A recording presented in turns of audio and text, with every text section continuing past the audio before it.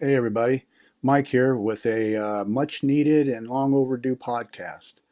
Um, Today, I want to talk about shipping and eBay and buyers that are impatient or don't realize that they've given eBay the wrong information or haven't edited their shipping information.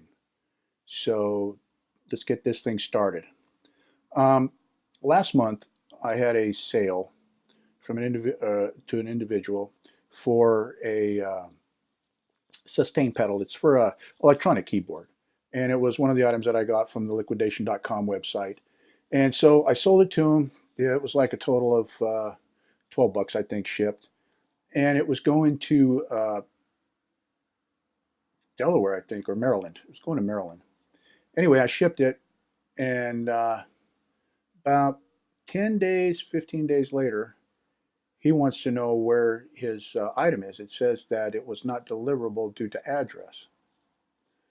And I went and I looked and on PayPal and on eBay. It had the same shipping information for him, the same address. So I let him know that I used the print eBay shipping label thing, and it put his address that was in there. Well, why it was undeliverable, I do not know. So a couple days went by, and I saw that it was moving again.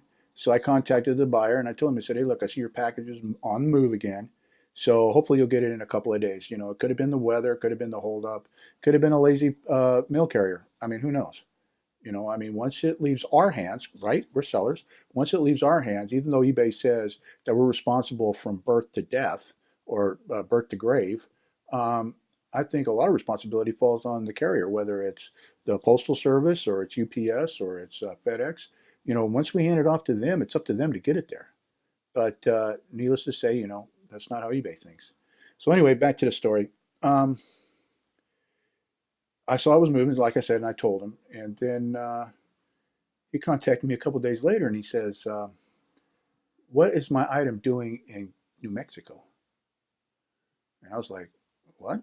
And I went and looked, and sure enough, there it shows Gallup, Mexico delivered. So I called eBay and I told them we've got a little bit of a problem here, and what should I do? Because it shows it's delivered, but it didn't get delivered to him in Maryland where he's at. And they said, well, as far as they're concerned, it was delivered. There should be no strike against me or no negative feedback.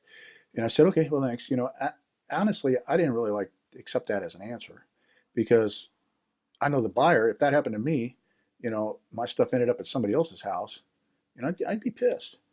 So what I decided to do was I went to the original address. I looked up the zip code, and it was to Nottingham, I think Maryland it was. And the Nottingham was the city or the county or something according to the zip.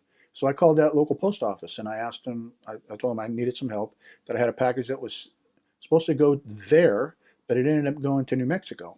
And the buyer, my customer, wants to know, why is this stuff sitting in New Mexico?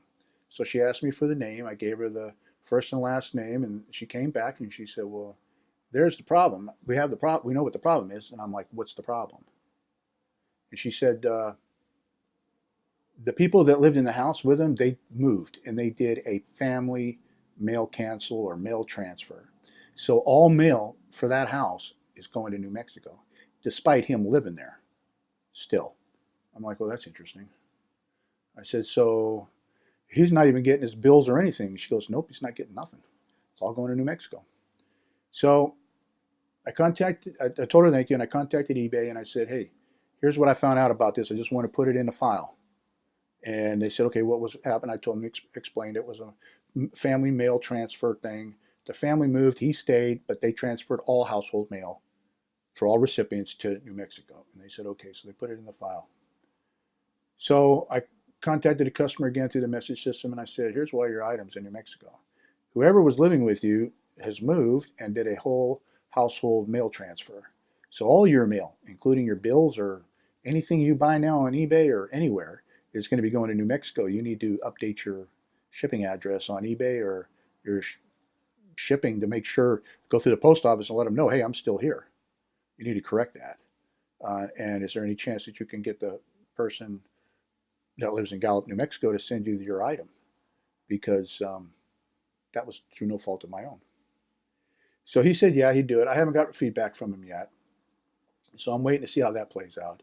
But that's something I wanted to make sure that you guys were aware of, that when they say stuff hasn't shown, you can always go search the zip code, call the post office, and as long as you've got a name and a tracking number, you can find out exactly what happened. And then in this case, this guy didn't know that his whole family decided to, when they moved, decided to get up and have all his mail and theirs sent to the new address.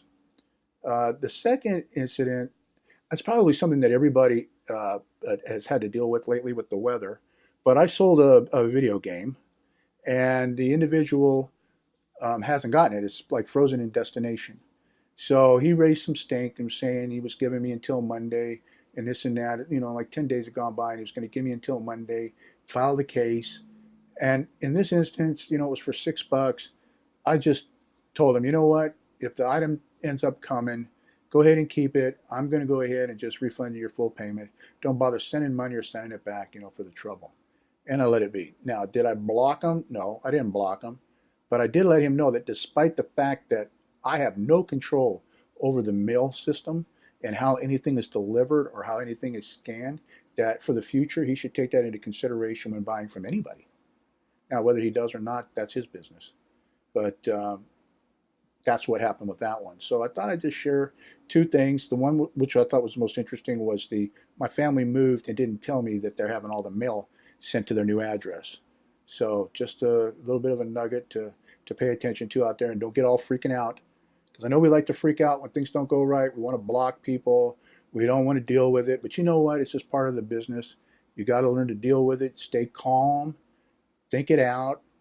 Because you could say something that could ruin you, especially in a message to a potential buyer. Because if you got one buyer that's pissed, he's going to tell 10, 15, 20 before a happy customer will tell 5 people. So, you know, it works that way. So with that said, today, I hope God finds you all doing well and that he blesses you with much success, health, wealth, happy family, happy life. And if you enjoyed this podcast, please like, thumbs up, subscribe, and share. Share it with anybody that you know or that is new, that doesn't know about this channel or know the direction of what I'm trying to take it in or how I'm trying to help people. You know, we always enjoy the comments. If you have any comments, leave them down below. If you have a question, you can leave it down below. If you don't want to leave it there for the whole world to see, you can go ahead and send it to askmike@yahoo.com. I answer all my emails. As I try to in a timely manner. And if it's a question that's noteworthy to do either a podcast or a video, I'm going to go ahead and do it. So I hope you all having a blessed day, and we'll see you next time. Mike, Rollin Picker, out.